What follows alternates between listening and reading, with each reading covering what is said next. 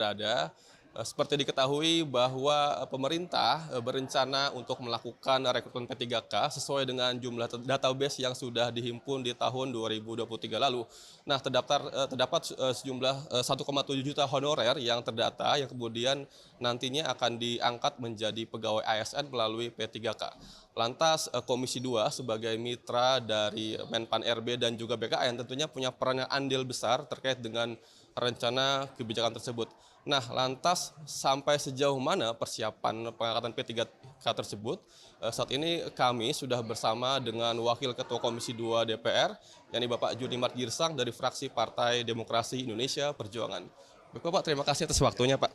Pak, terkait dengan rencana pengangkatan honorer ini menjadi P3K, lantas apakah ke depan ini pengawasan yang mungkin dilakukan Komisi 2 terhadap hal ini supaya mungkin kemudian tidak ada lagi penyelewengan-penyelewengan yang mungkin bisa ditemukan, Pak? Ya, yang pertama perlu kami sampaikan bahwa Komisi 2 pada hari Kamis minggu yang lalu melakukan konseling ya dengan Kemenpan RB yang dari langsung oleh Saudara Menteri dan Kepala BKN dan Kementerian Keuangan, Kementerian Hukum dan HAM, dan kementerian lembaga terkait lainnya.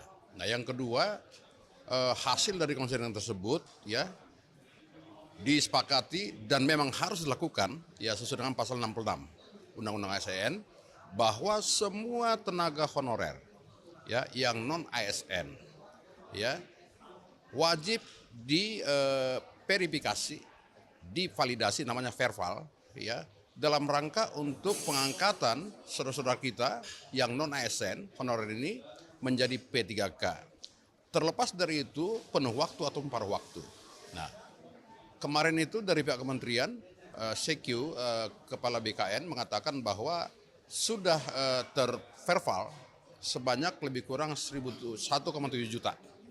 Ya, 1,7 juta dan mereka akan bekerja terus sampai paling lambat akhir Desember ya, yaitu 24 Desember 2024 sudah harus diangkat secara resmi dan sudah mempunyai NIP untuk para tenaga honorer ini. Dan saya memang selalu menekankan ya tidak ada pengecualian ya ketika seseorang tenaga honorer sudah bekerja selama 5 tahun ya tidak terputus dan mendapatkan SK untuk itu selama ini itu harus diangkat menjadi P3K begitu. Nah, yang berikutnya menyangkut anggaran. Anggaran itu tinggal bagaimana mengkomunikasikan dari pusat ke daerah dan bagaimana kemampuan daerah maka sisanya akan di-cover oleh APBN. Itu sudah kita sepakati kemarin dan akan ada dalam RPP nanti ya rancangan peraturan pelaksana Undang-Undang ASN gitu. Pak, tadi berarti artinya tidak terpengaruh Pak ya dengan adanya Undang-Undang HKPD tadi yang mengatakan bahwa 30% maksimal anggaran daerah itu hanya 30% maksimal belanja pegawai yang dilakukannya. Tidak ada pengaruhnya ya karena sesuai dengan perintah Undang-Undang ASN itu ya kita tidak bicara pembagian di sana. Ya, kita bicara bagaimana menyelamatkan dan mempunyai kepastian hukum kepada para tenaga honorer ini supaya mereka diangkat menjadi P3K penuh waktu maupun waktu.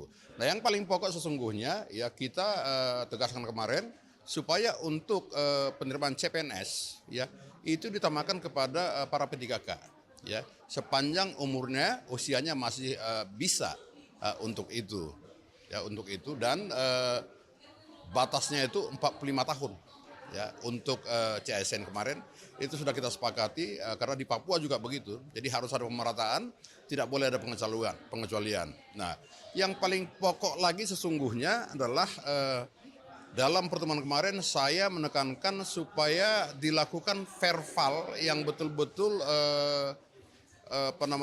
dikawal ketat itu. Kenapa demikian? Ya, sesuai dengan laporan dan bukti yang ada pada kami itu, ya banyak tenaga honorer tidak pernah terdaftar tenaga honorer, tetapi masuk dalam database BKN. Sementara yang sesungguhnya dia tenaga honorer, kok tidak terdaftar di BKN dalam database-nya. Nah, ini harus di verval secara baik bersama dengan BPKP. Ya, dan mereka sudah lakukan itu, tetapi karena banyaknya ini, tentu secara bertahap akan dilakukan, saya kira. Baik, Pak, terima kasih atas waktunya Pak. Ya, terima kasih. Kembali.